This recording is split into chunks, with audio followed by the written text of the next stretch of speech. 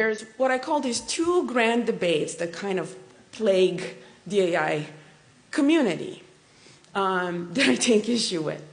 One debate is along the lines of, what the heck are you all talking about? Misalignment stuff, that's just sci-fi, right? So I call this the Joshua versus Jan debate, or maybe I should say the Joshua versus Andrew Ng debate, because you just talked about him at Davos, with him at Davos. I wanted to outline from a purely technical perspective what it is that I am concerned about and why I think misalignment is very much not sci-fi, but a technical feasibility. It goes something like this. This is what I'm concerned about, that you end up with an AI model or agent that has a misaligned goal or reward model, and we'll talk a little bit about how that might come to be. Then you deploy it, and it happens to be an agent that's very good at optimizing that misaligned reward model, even in new situations.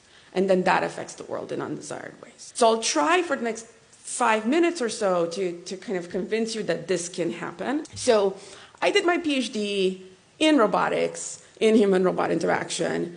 And back then, the kinds of things that I was worried about is, how is the robot going to infer the goal that I have? So here I am. This was just Kinect had come up, Microsoft Kinect. And I was moving around, and it was tracking me, and I was controlling this robot with it. And if you just try to do it yourself, it's very, very hard.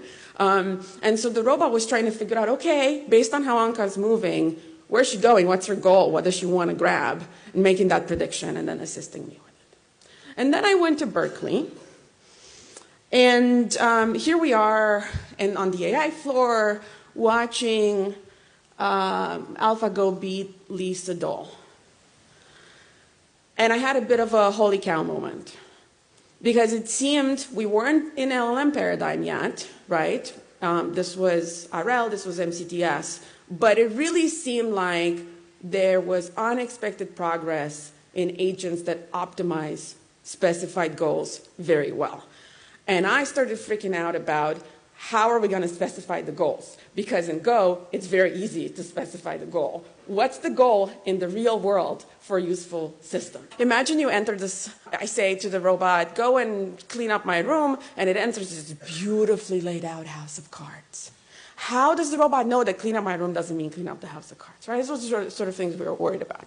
So we went kind of from this paradigm of, agents take actions, the reward function falls from the sky, and the main problem is just how do you optimize that. The field has actually moved to, the reward function is implicit in the human's head, and the robot's job, the agent's job, is to do what people want. And we call that alignment. Okay.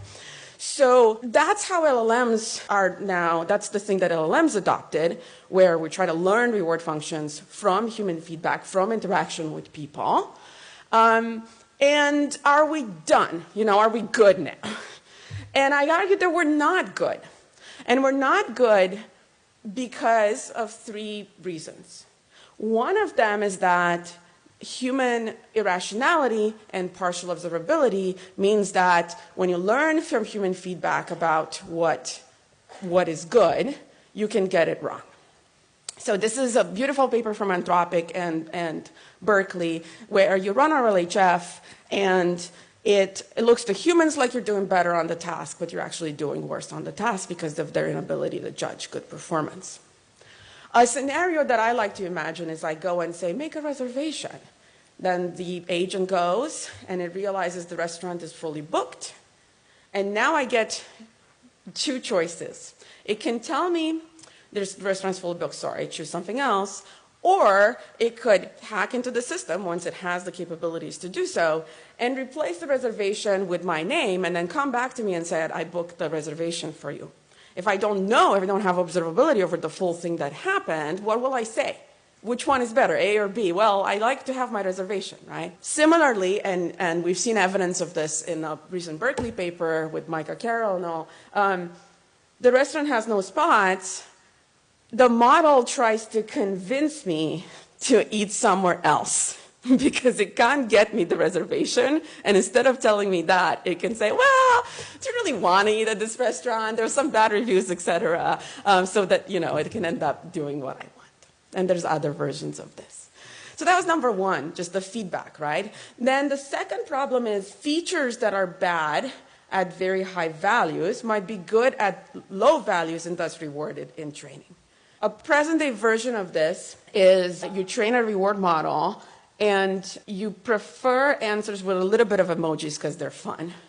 And you try to do RL on that, and you get hella much emojis, right? That's this kind of thing where too much of something is too much, right? You have to see these situations in training so that you can actually understand that that's part of the reward function. And then it's similar with power seeking. A little bit of power seeking is good. A lot of power seeking is bad. The third one is kind of similar, but subtly different, which is important bad features don't actually show up in training at all. They're not penalized, but they end up on the optimal path to the goal. Okay, so this is, for instance, if you never show an LLM examples of, in present day versions of this, baby versions, practice mode, you don't see examples of where you incentivize sticking to the same language. The model's not going to care about sticking to the same language if that's inefficient somehow for the actual goals that it's optimizing for. So these are some ways in which you can get at a bad learned goal. And I hope I convinced you that we don't necessarily have the tools today to make sure that this sort of thing doesn't happen.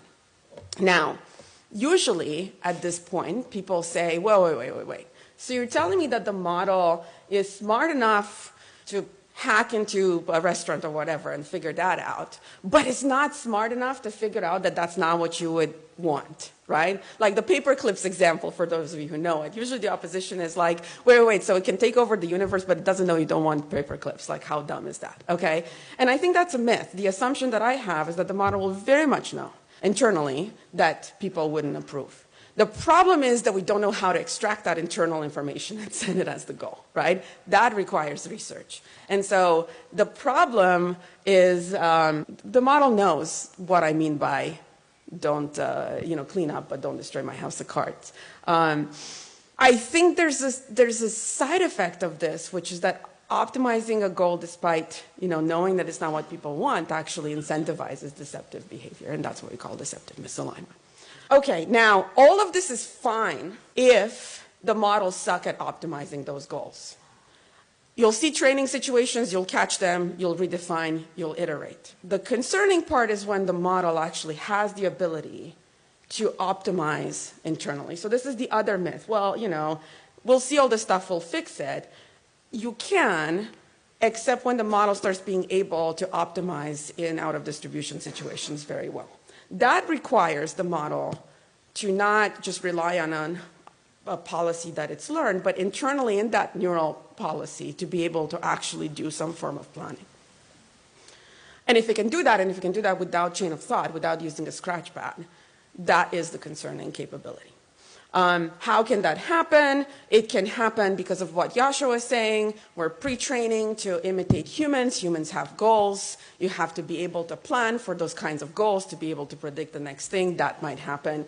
It can come from also post-training. If you start doing goal condition reinforcement learning, then you end up with a lot of incentives to what works well across many, many different goals. What works well across many different goals is the ability to kind of in the moment add inference time plan for that goal.